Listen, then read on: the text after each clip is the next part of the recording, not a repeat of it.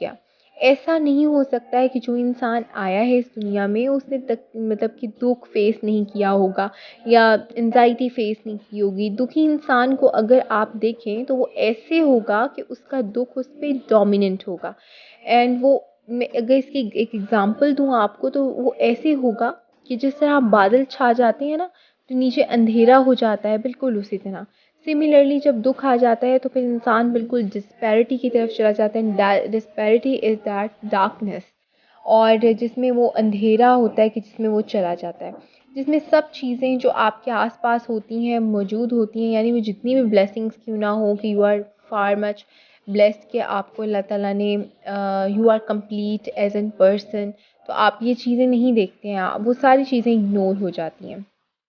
और आपका दुःख जो है, वो पेन जो है वो डोमिनेंट हो जाती है, और सिर्फ़ आपको ये नज़र आता है कि मुझे फ़लाँ दुःख आया था, मुझे फ़लाँ परेशानी आई थी, मैं ऐसे हो गया, मेरे साथ वैसे हो गया।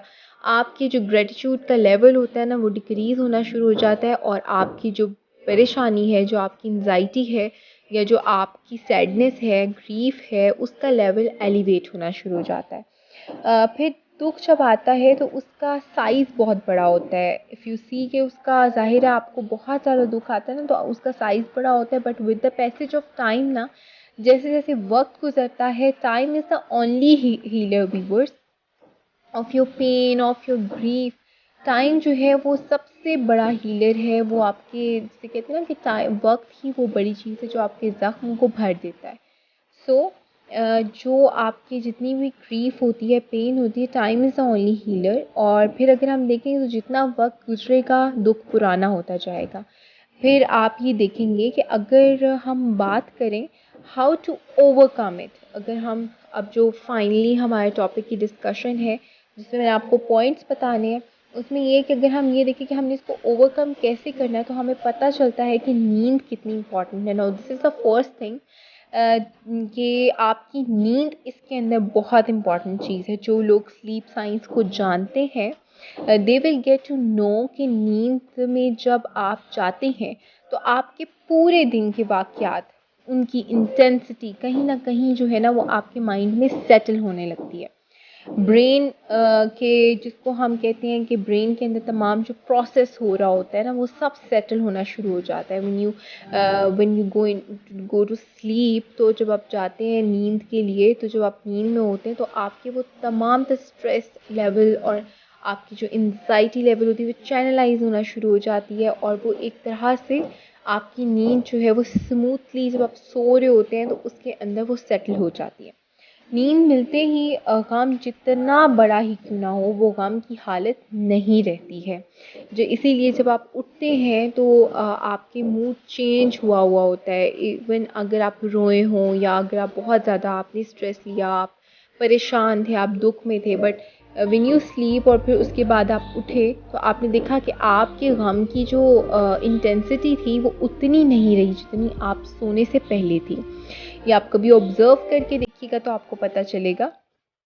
सेकेंडली, अगर हम देखें तो जब कोई बहुत बड़ा ट्रॉमा मिलता है, यानी जिस तरह किसी का एक्सीडेंट हो गया and you lost your love once, या कुछ इस तरह का कोई खुदा ना खास्ता, गॉड फॉरबिडन, कोई एक ऐसी चीज़ हो गई, तो फिर क्या होता है कि इंसान को ना ये चीज़ वो बहुत जिसे हम कहते हैं, अगर हम बात करें तो पोस्ट ट्रॉमेटिक स्ट्रेस आ जाता है, जिसके अंदर आपके साथ कोई ट्रॉमेटिक सिचुएशन हुई और फिर उसके बाद आपको पोस्ट ट्रॉमेटिक स्ट्रेस आया। अब वहाँ से ट्रॉमेटाइज्ड आप हो जाते हैं, और फिर आप एक नॉन एक्सेप्टेंस की सिचुएशन में होते हैं, जहाँ आप अपनी सिचुएशन को जो है ना, वो आप एक्सेप्ट नहीं कर पा रहे होते हैं कि you have lost your love once, लेकिन आप कहते हैं कि नहीं, वो है, ही इज़ देयर। तो आप की वो एक वो इस तरह की हालत होती है कि आपका एक आंसू भी नहीं बहता, और आप को एक आंसू भी नहीं आता, तो एक ट्रॉमेटिक सी सिचुएशन होती है आपके लिए।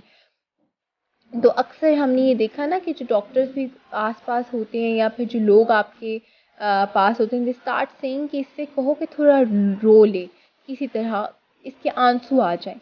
रोने का मतलब ये है कि वो अपनी पर्सनैलिटी के स्ट्रक्चर पे, यानी वो कहीं न कहीं अपनी पर्सनैलिटी का जो स्ट्रक्चर है ना, वो कहीं न कहीं उसका टूट जाए।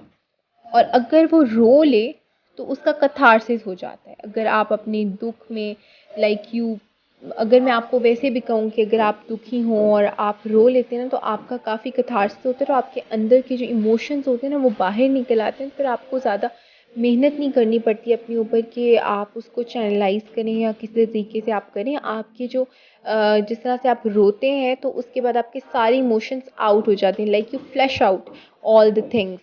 अच्छा जी, उसके बाद अगर आपने दुःख में, like you sit on the prayer mat, अगर मैं आपको एक चीज़ बताऊँ, आप प्रेयर मैट पे बैठ जाते हैं, अपने हाथ उठाते हैं और कहा कि या रब, मुझे सब्र अता फरमा, जो तेरी मर्ज़ी है ना, मैं उस पे राज़ी होना चाहता हूँ।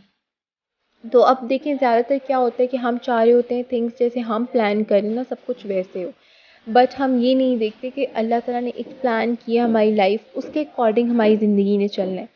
और अगर हम चीज़ों को एक्सेप्ट कर लेते हैं द वे दे आर, तो हम जो है ना, वो उसके अंदर हमें खुशी मिलना शुरू हो जाती है, rather than getting grieved out या फिर सैड।